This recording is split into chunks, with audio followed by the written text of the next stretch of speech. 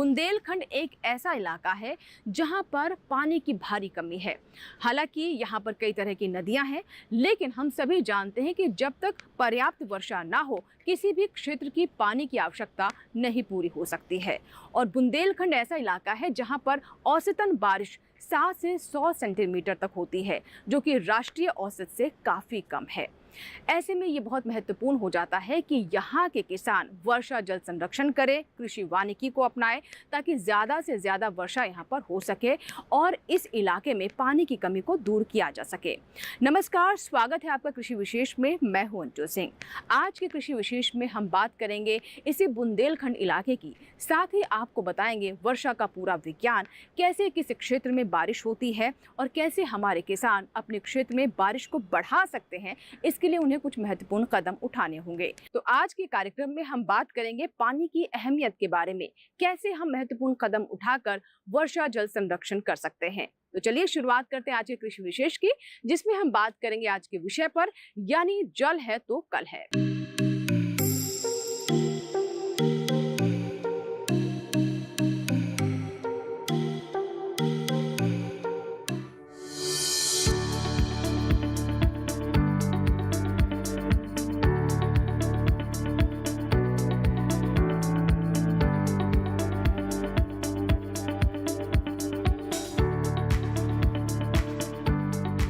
कई वैज्ञानिकों का मानना है कि जीवन की उत्पत्ति पानी से हुई है।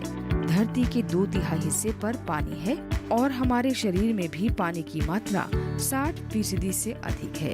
इन सब तथ्यों से पता चलता है कि अगर धरती पर पानी ना हो तो जीवन भी नहीं होगा। जिन क्षेत्रों में पानी कम होता है वहाँ समस्याएं भी आती हैं। भारत का बुंदेलखंड इलाका भी ऐसा ही है। यहाँ पानी तो है पर उतना नहीं जितना होना चाहिए। कई जगहों पर महिलाओं को आज भी कुछ लीटर पानी के लिए मीलों तक का सफर करना पड़ रहा है। पानी नहीं होगा तो पेड़ पौधे भी फल फूल नहीं सकेंगे, खेत भी पूरी उपज नहीं दे पाएंगे। बुंदेलखंड की ये कहानी आज की नहीं, बहुत पुरानी है। ये इलाका देश के 2 बड़े राज्यों उत्तर प्रदेश और मध्य प्रदेश में बटा हुआ है। उत्तर प्रदेश में 7 जिले और मध्य प्रदेश में 13 जिले बुंदेलखंड के अंतर्गत आते हैं। लगभग 1.5 लाख वर्ग किलोमीटर में फैले इस क्षेत्र की आबादी 3 करोड़ से भी ज्यादा है। जरा सोचिए, अगर इतनी बड़ी आबादी को अगर पर्याप्त मात्रा में पानी नहीं मिल पा रहा है तो समस्या गंभीर है। हमारे वैज्ञानिक संस्थाएं और सरकार बुंदेलखंड की समस्या को दूर करने की कोशिश कर रही है। झांसी में भी इसी तरह की कोशिशें हो रही हैं।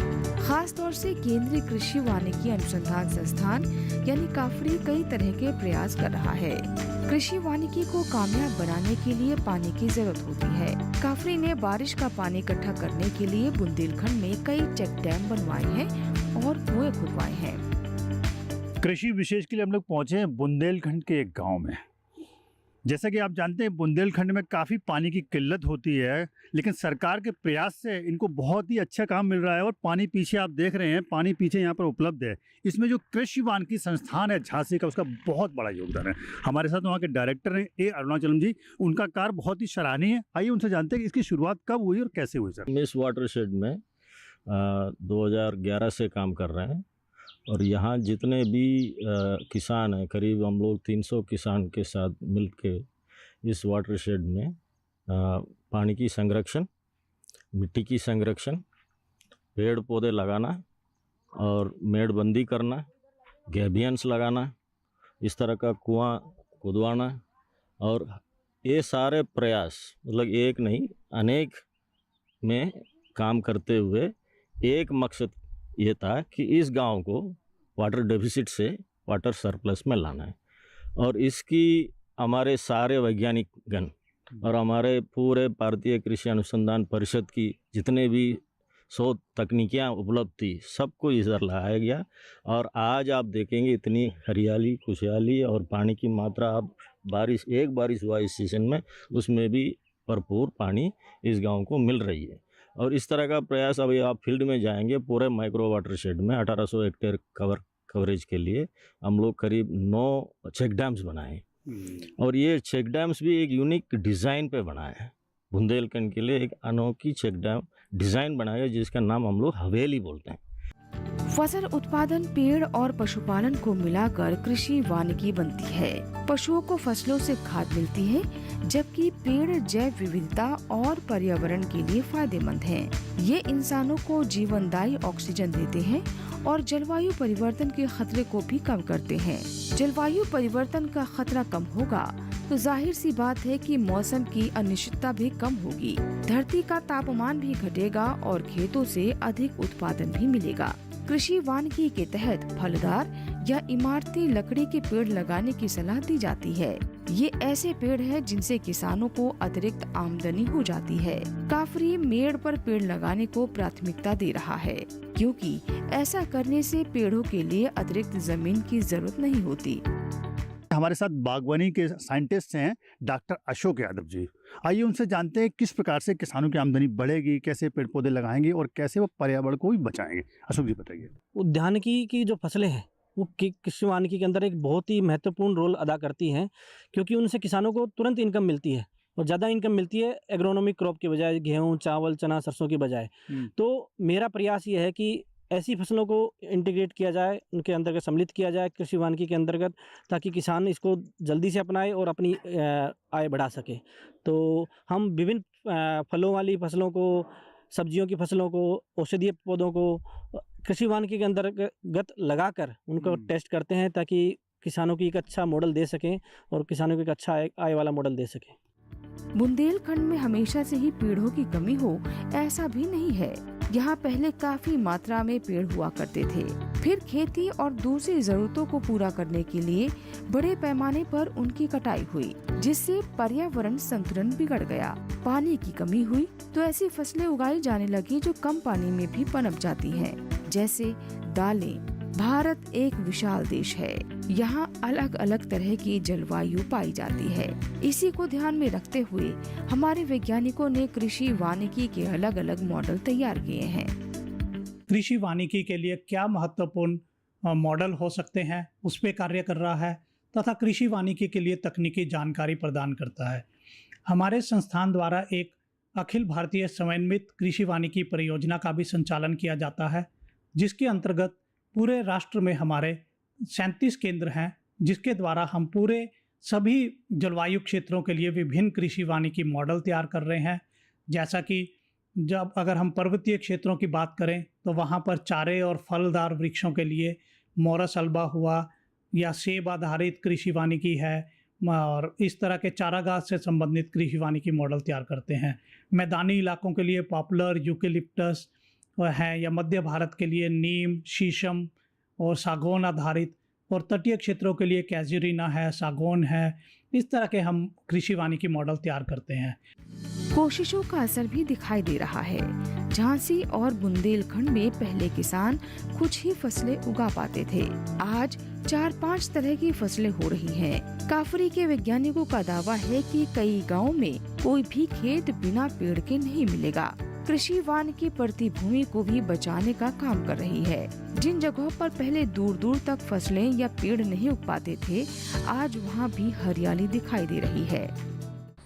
इसी के साथ ही कृषि विशेष में यहाँ वक्त है एक छोटे से ब्रेक का, लेकिन ब्रेक के बाद जब वापस आएंगे तो हम आपको बताएंगे कि कैसे हमारे किसान वर्षा जल संरक्षण कर सकते हैं और भूमि के जल स्तर को भी बेहतर कर सकते हैं। फिलहाल वक्त है एक छोटे से ब्रेक का, कहीं मत जाइएगा, देखते रहे कृषि विशेष। युविका जी, आपने जो बच्चों के लिए गिफ्ट दिए थे उनमें से तो ये उत्पाद निकले। ये आपके बच्चों के लिए ही है। बच्चे वाला इसका क्या करेंगे? ये आपकी फसल को कीड़ों, रोग, दीमक सबसे बचाएगा, बिना आपको ये आपके खेत को नुकसान पहुंचाए। तो अपना आज अच्छा हुआ ना, और साथ ही साथ ये मिट्टी और फसल के स्वास्थ्य का ध्यान भी रखेगा, यानी अपनों का कल भी अच्छा। मतलब T20 और टेस्ट मैच दोनों में जी। बिल्कुल। IPL बायोलॉजिकल्स यूज करें अपने आज और अपनों के कल के लिए। प्रकृति ने हमें कई तरह के जल संसाधन दिए हैं, जिनमें समुद्र, झील, नदियाँ, इसके अलावा भूमिगत जल शामिल है। लेकिन ये संसाधन सीमित क्षेत्र को ही तर कर पाते हैं। समस्या वहाँ आती है जहाँ पर ऐसे संसाधन नहीं है। ऐसे में बादलों की भूमिका काफ़ी महत्वपूर्ण हो जाती है और बादल उन इलाकों में भी जाकर भूमि को तर कर पाते हैं। लेकिन समस्या ये आती है कि कई ऐसे क्षेत्र हैं जहां पर लगातार बारिश कम हो रही है और इसके पीछे बड़ी वजह है कि वहां पर कटते हुए पेड़। क्या आपको मालूम है कि अगर ऐसे इलाके जहां पर ज़्यादा संख्या में पेड़ हैं वहां पर बारिश भी ज़्यादा होती है, बादल ज़्यादा बरसते हैं। आइए समझते हैं इसके पीछे का पूरा विज्ञान। पेड़ बारिश में किस तरह मददगार हैं, ये समझने से पहले जानना होगा कि बादल कैसे बनते हैं और बारिश किस तरह बरसती है। दरअसल तेज गर्मी के दौरान सूरज की तपिश से समुद्रों, नदियों और झीलों का पानी वाष्प बनकर उड़ जाता है। इसी वाष्पीकरण के चलते आसमान में बादल बनते हैं। दूसरी ओर पेड़ पौधे मिट्टी से जिस पानी को सोखते हैं उसका थोड़ा सा हिस्सा ही ग्रहण करते हैं। बाकी पानी को प्रकाश संश्लेषण की मदद से भाप बनाकर पर्यावरण में छोड़ देते हैं। ये भाप आसमान में पहले से मौजूद बादलों में मिल जाती है। दो जगहों का पानी मिलने के कारण बादल भारी हो जाते हैं और बरस पड़ते हैं। इसीलिए जिन स्थानों पर पेड़ ज्यादा होते हैं वहीं पानी भी ज्यादा बरसता है। काफरी की ओर से की जा रही कृषि वानिकी भी ज्यादा पानी बरसाने में सहायक होगी। बल्कि यहाँ के वैज्ञानिकों ने इस बात का भी ख्याल रखा है कि मेड़ पर जो पेड़ लगाए जा रहे हैं वो फलदार हों, जिससे किसानों की आय बढ़ाई जा सके। हमारे इंस्टीट्यूट में भी एक पौधशाला है जिसके अंतर्गत विभिन्न कृषि वानिकी उद्यानिकी के पौधे तैयार किए जाते हैं। अच्छी गुणवत्ता वाले पौधे तैयार किए जाते हैं और किसानों को हम देते रहते हैं। इसके अलावा हमारे ICR में के बहुत सारे इंस्टीट्यूट पूरे भारतवर्ष में हैं जो क्वालिटी प्लांटिंग मटेरियल विभिन्न फसलों के उद्यानिकी की फसलों के तैयार करते हैं। जैसे कि अनार के लिए जो अनुसंधान संस्थान है सोलापुर में है, केले के लिए तमिलनाडु में है और आम के लिए, अमरूद के लिए हमारा रहमानखेड़ा में इंस्टीट्यूट है। उसी प्रकार से एक विभिन्न प्रकार की हॉर्टिकल्चर फसलों के लिए बेंगलोर में हमारा इंस्टीट्यूट है। उसके अलावा वाराणसी में वेजिटेबल्स का इंस्टीट्यूट है। मेडिसिनल का गुजरात में है, मेडिसिनल प्लांट्स का गुजरात में है। तो सभी प्रकार की फसलों के लिए हमारे ICR के बहुत सारे इंस्टीट्यूट हैं, वहाँ भी गुणवत्ता युक्त पौधे तैयार किए जाते हैं। और हमारे यहाँ काफरी में भी नर्सरी में गुणवत्ता युक्त पौधे मिलते हैं जिनको लगाकर किसान अपनी अच्छे मॉडल डेवलप कर सकता है और अच्छी आय प्राप्त कर सकता है। तो ये सर ये बताइए कि आपके यहाँ इंस्टीट्यूट में कौन कौन से प्रकार के पौधे हैं, किस तरह से नर्सरियाँ हैं, कितनी वैरायटी हैं और कब से इसकी शुरुआत हुई थी? देखो, ये इंस्टीट्यूट काफ़ी पुराना इंस्टीट्यूट है, 1989 से चला हुआ आ रहा है। और इसमें हम जो उद्यानिकी की फसलें करते हैं तो हमारे यहाँ आंवला बेस आधारित कृषि वानिकी का मॉडल डेवलप हुआ है। बेल आधारित, बेर और अनार को हमने अभी स्टार्ट किया है। अनार आधारित लेमन ग्रास मॉडल हमने ऑलरेडी डेवलप कर चुके हैं। अभी हम फार्मर फील्ड पे भी काम करते हैं। मैंने स्ट्रॉबेरी को भी यहाँ इंट्रोड्यूस किया है। स्ट्रॉबेरी वैसे तो ठंडे जलवायु वाली फसल है, परंतु हमने बुंदेलखंड के जो सूखी इलाके में 25 किसानों के यहाँ 12.5 एकड़ में एक सफल प्रोजेक्ट लॉन्च किया था और वो काफ़ी सक्सेसफुल रहा, जिसके तहत हमने किसानों की आय को बढ़ाया। अमेज़न की रेन फॉरेस्ट यानी वर्षा वन तो अपनी खुद की ही बारिश बरसाने में सक्षम है, बल्कि यहाँ बरसात का मौसम शुरू होने से 2-3 महीने पहले ही बारिश होने लग जाती है। दरअसल रेन फॉरेस्ट में मौजूद पेड़ वातावरण में इतनी ज्यादा नमी छोड़ देते हैं कि हवा का पैटर्न बदल जाता है। इससे महासागर से और अधिक नमी आकर्षित होती है और बरसात होने लगती है। इस तरह हम कह सकते हैं कि वाष्पीकरण पेड़ों का अद्भुत उपहार है। हमारे वैज्ञानिक इसी उपहार का लाभ उठाने की कोशिश कर रहे हैं और अपनी कोशिशों में कामयाब भी हो रहे हैं। हमारे संस्थान द्वारा की गई काम को बहुत जगह पे रिकग्नाइज किया गया था और मुख्य रूप से हमारी जो कृषि वानिकी आधारित वाटरशेड की काम को 2 बार नेशनल अवार्ड्स मिल चुकी हैं और भारतीय कृषि अनुसंधान परिषद द्वारा भी हमें पुरस्कार दी गई है। और एक विषय पे हम लोगों का सराहना हुआ है, जो हमारी all India coordinated research project है ऑन एग्रो फॉरेस्ट्री, वो जिसके तहत सारे देशों में हर एक स्टेट के साथ मिलके हम लोग उस स्टेट की जो परेशानी को हल करने की प्रयास में जुटे हुए। इसको भी सराहना करते हुए कृषि मंत्रालय भारत सरकार की इस संस्थान को एक नोडल एजेंसी के तहत मान्यता दिया है, जिसके तहत हम सारे स्टेटों के साथ भी काम करने का मौका मिला है। साथ ही हमारी एक और उपलब्धि है कि पानी जितना मात्रा में हम लोग बुंदेलखंड में बढ़ाया, करीब 2-3 साल 4 साल के प्रयास में हम लोग इसको काम करके दिखाया। इसकी जिक्र नीति आयोग की रिपोर्ट हो या प्रधानमंत्री की भाषण हो, इसमें झलकती है।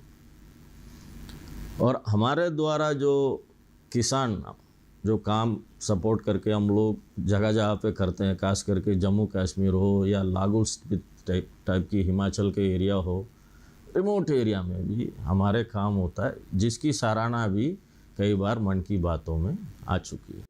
उम्मीद की जा रही है कि बुंदेलखंड में अधिक पेड़ लगाने से वहाँ भी बारिश की संभावना ज्यादा होगी। दूसरी ओर बारिश का पानी जमीन में नीचे जाकर भूजल स्तर में भी सुधार करता है, लेकिन इसके लिए वर्षा जल संरक्षण करना होगा, जैसा कि बुंदेलखंड में हो रहा है। यहाँ पहाड़ों से बहकर आ रहे पानी को चेक डैम और दूसरे माध्यमों से रोका जा रहा है। फिर इसी पानी की मदद से फसलों की सिंचाई हो रही है और बारिश में मददगार पेड़ों की भी प्यास बुझाई जा रही है। इस तरह हम कह सकते हैं कि बारिश और पेड़ एक दूसरे के जीवन साथी हैं। बारिश का पानी पेड़ों की प्यास बुझाता है और ये पेड़ अधिक बारिश लाने में सक्षम है। 2007 के पहले यहाँ पानी बरसता था और जैसा पानी बरसा और नाले के द्वारा जकई के बहता हुआ चला जाता था, जो बेतवा में मिल जाता था।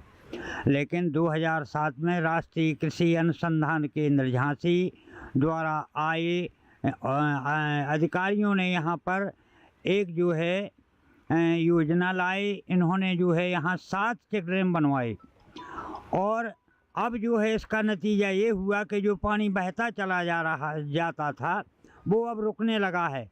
इससे जो है ज़मीन का जल स्तर बढ़ रहा है और कुएं में जो मार्च के महीने में पानी कम हो जाता था या बिल्कुल नहीं रहता था, तो वो जो है पूर्ति अब होने लगी है। पानी अमूल्य धरोहर है, इसकी हिफाजत और संरक्षण हम सबकी जिम्मेदारी है। किसानों के ऊपर ये जिम्मेदारी और भी ज्यादा है, क्योंकि हमारे देश में 80% से भी अधिक पानी सिंचाई के कामों में इस्तेमाल हो रहा है। इस बेतहाशा दोहन से भूजल पर अत्यधिक दबाव बन गया है और वो नीचे खिसकता जा रहा है। अगर इसी तरह चलता रहा तो डर है कि कहीं पीने का साफ पानी मिलना मुश्किल न हो जाए। इसी के साथ ही यहाँ वक्त है एक छोटी सी ब्रेक का, लेकिन ब्रेक के बाद जब वापस आएंगे तो बेतवा नदी के बारे में आपको बताएंगे कैसे बुंदेलखंड के लिए ये किसी जीवन दान से कम नहीं है और साथ ही कैसे यहाँ के किसान कृषि वानिकी से लाभ ले रहे हैं। बताएंगे विस्तार से इस छोटी सी ब्रेक के बाद। आप देखते रहे कृषि विशेष, जल है तो कल है। चुटकुला समझ नहीं आया? समझ तो ये नहीं आता कि खेत धान का या खरपतवार का। तो इसमें समझना क्या है दोस्त, ले आओ धान के खरपतवारों का स्पेशलिस्ट ग्रीन लेवल, IIL के ट्रैक्टर ब्रांड का ग्रीन लेवल, धान के खरपतवारों का स्पेशलिस्ट। ब्रेक के बाद एक बार फिर आपका स्वागत है। आप देख रहे हैं कृषि विशेष। आज कृषि विशेष में हम बात कर रहे हैं जल है तो कल है की, यानी जल हमारे जीवन के लिए कितना महत्वपूर्ण है। आइए बात करते हैं बुंदेलखंड की, जिसके बारे में हम सभी जानते हैं कि यहाँ पर वर्षा कितनी कम होती है। ऐसे में नदियों की भूमिका काफ़ी बढ़ जाती है। नदियों की खास बात यह है कि एक सीमित दायरे में ये सीमित नहीं होती हैं और ये आगे बहते हुए बहुत सारे इलाकों को तर करती हैं। अगर हम बुंदेलखंड के संदर्भ में बात करें तो यहाँ के लिए बेतवा नदी किसी जीवन दान से कम नहीं है। आइए जानते हैं कैसे। नदियाँ प्राकृतिक जीवन का माध्यम होती हैं और जलवायु नियंत्रण में भी इनकी भूमिका है। बुंदेलखंड भले ही सूखा क्षेत्र हो, लेकिन यहाँ नदियों की कोई कमी नहीं है। कुछ नदियाँ बड़ी हैं और प्रमुख भी, जबकि कुछ छोटी हैं। यमुना, बेतवा, केन, पहुज, धसान, चंबल, काली, सिंध, टॉन्स और सोन नदियाँ बुंदेलखंड में बहती हैं। झांसी से होकर गुजरने वाली नदी का नाम बेतवा है। जो सामने देख रहे हैं ये बेतवा नदी है। बेतवा नदी, और इसमें देखिए ओरछा के जो किले हैं, प्राचीन किले हैं, और नीचे है ये बेतवा नदी। कहते हैं कि बेतवा नदी जो है ना, ये यहाँ के लोगों की जीवनदायिनी है, क्योंकि इसके आसपास के किसान, उनकी भूमि का जो सिंचित समय होता है, सिंचित काल होता है, उस समय ये नदी पूरी अपने उफान पर होती है और उनको जीवन प्रदान करती है, जल प्रदान करती है। तो बेतवा नदी और उसके सटे आसपास के किसानों को काफ़ी लाभ प्राप्त होता है। उसकी क्या क्या विशेषताएं, क्या खासियत है इस नदी और इस क्षेत्र के बारे में, आइए जानते हैं। बेतवा प्राचीन नदियों में से एक मानी गई है। इस नदी घाटी की नगर सभ्यता लगभग 5000 साल पुरानी है। बेतवा उत्तर प्रदेश और मध्य प्रदेश के बीच सीमा रेखा बनाती है। इसे बुंदेलखंड की गंगा भी कहा जाता है। इसका जन्म रायसेन जिले के कुमरा गांव के पास विंध्याचल पर्वत से होता है। ये अपने उद्गम से निकलकर उत्तर पूर्वी दिशा की ओर बहती है। इतना ही नहीं, बेतवा नदी पूर्वी मालवा के बहुत से हिस्सों का पानी भी अपने साथ ले जाती है। इसकी सहायक नदियां बीना और धसान दाहिनी ओर से, जबकि सिंध बाईं ओर से इसमें मिलती है। उत्तर प्रदेश के प्रसिद्ध शहर झांसी में बेतवा 17 किलोमीटर तक बहती है। मध्य प्रदेश और उत्तर प्रदेश में कुल 480 किलोमीटर की यात्रा करके ये नदी उत्तर प्रदेश के हमीरपुर नगर के निकट यमुना नदी में जा मिलती है।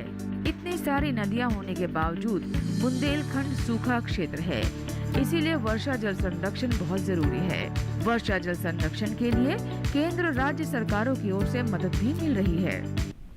वर्षा जल संचयन आज के वर्तमान परिदृश्य में बहुत ही महत्वपूर्ण अंग है, क्योंकि जो वार्षिक वर्षा है वो अब धीरे धीरे मौसम परिवर्तन के कारण, क्लाइमेट चेंज के कारण नहीं हो पा रही है, या हो रही है तो अत्यधिक हो रही है, नहीं हो रही है। तो हमें उसको, जो अत्यधिक वर्षा हो रही है उसको हमें संचयन करने के लिए एक विशेष प्रकार के चेक डैम्स का प्रयोग करना चाहिए, उसको सुरक्षित रखना चाहिए, जिससे हमें फसलों की सिंचाई और पशुओं के लिए पानी का भी हम प्रयोग कर सकते हैं। हमारा उत्तर प्रदेश में बुंदेलखंड रीजन है, जहाँ पे पानी की बहुत समस्याएं रहती रहीं, जहाँ पर तमाम ऐसे जलाशयों, अमृत जल सरोवर का निर्माण किया गया, जिसमें वर्षा के जल को संचयन करने की योजना है सरकार की, जिससे हमारा भूमिगत जल जो है वो सुरक्षित रहे। बुंदेलखंड सारगौन और शीशम की लकड़ी के लिए भी जाना जाता है। ये दोनों ही बहुत ही शानदार इमारती लकड़ियां हैं। काफरी की ओर से भी सारगौन के कई हजार पेड़ लगवाए गए हैं। ऐसा करने से कुछ गांव हरे भरे हो गए हैं और किसान भी लकड़ी बेचकर अच्छी आय प्राप्त कर पा रहे हैं। जो हमारे यहाँ जो काम हुआ अभी तक, सबसे ज़्यादा हमारे यहाँ केंद्रीय कृषि वानिकी अनुसंधान संस्थान द्वारा कार्य किया गया, जिसमें पेड़ों का भी किया गया, नेपियर घास का किया गया और लोगों की मेड़बंदी की गई उसमें, और चेक डैम बने, करीब 12-15 चेक डैम भी बने हैं, जिसमें करीब 1.5 लाख क्यूबिक मीटर पानी स्टोर होता है। 13 या 14 चेक डैम बने हैं और लोगों को तरह तरह की बीज लाए गए अलग अलग प्रकार के, जिससे लोगों को उपज बढ़ी है और लोगों के पास दूध का भी कारोबार बढ़ा है। मेड़ पर पेड़ मुहिम केंद्र सरकार की है, इसीलिए इसका असर पूरे देश पर है। यही वजह है कि बहुत से सरकारी संस्थान इस मुहिम को आगे बढ़ा रहे हैं और किसानों को मेड़ पर पेड़ लगाने के लिए जागरूक कर रहे हैं, बल्कि उन्हें प्रशिक्षण भी दे रहे हैं। कभी कभी ऐसी अवस्था आ जाती है कि किसी कारण से रोग हो, अतिवृष्टि हो या अन्य कारण से जो हमारी सामयिक फसल होती है वो नष्ट हो जाती है। हमारे सामने आता है कि हमारी मेड़ पड़ी है, उस पर केवल खरपतवार जमते हैं, उनका हम सदुपयोग नहीं कर पाते हैं। अभी तक क्या होता है गाँव में, जो आप देखते हैं कि मेड़ को काट के खेत बढ़ाना चाहते थे, लेकिन नहीं। मैं कहना चाहूँगा कि खेत पर जो मेड़ है उसका सदुपयोग करें, उसका फल पौधों में रोपण करें। अन्य पौधे भी हैं जिनको आप लकड़ी के लिए है, बगानी लकड़ी के लिए भी है, उसका भी रोपण कर सकते हैं। जब आप बात करते हैं मेड़ पर पौध रोपण की, तो ऐसे पौधे रोपित करें जो अधिक बढ़ते हों, दूर छाया देते हों और भूमि पर उनका दुष्प्रभाव कम रहता हो। इसके रूप में आप देख सकते हैं कि जो देसी आम है सबसे उपयुक्त है, आपको लकड़ी भी मिलेगी और आपको फल भी मिलेंगे। इसके बाद केवल वातावरण को ध्यान में रखते हुए आप नीम का रोपण कर सकते हैं। 10 मीटर की दूरी पर आम है, नीम है। यदि आप इमारती लकड़ी ही चाहते हैं तो शीशम है।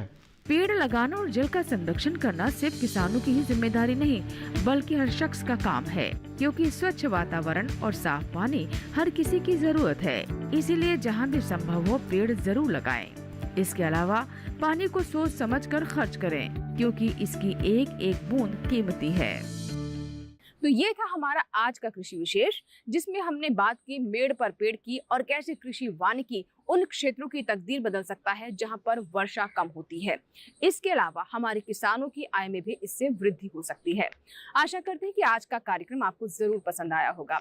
अगर आपके कोई सुझाव है, कोई फीडबैक है, तो आप हमें ईमेल कर सकते हैं, पत्र भी लिख सकते हैं। हमारा ईमेल आईडी है ddkrishivishesh@gmail.com। पत्र लिखने के लिए आप हमारा पता नोट कर लें। हमारा पता है कृषि विशेष, कमरा number 59A, CPC, Doordarshan, Khelgaon, नई दिल्ली 110049। अगर आप चाहते हैं किसी विषय पर हम कृषि विशेष लेकर आए तो इसकी जानकारी भी आप हमें जरूर दें, चाहे आप ईमेल करें या फिर हमें पत्र लिखकर भी इसकी सूचना दे सकते हैं। कृषि विशेष के एक नए अंक में एक नए विषय के साथ फिर होगी आपसे मुलाकात। तब तक आप बने रहें दूरदर्शन किसान के साथ। नमस्कार।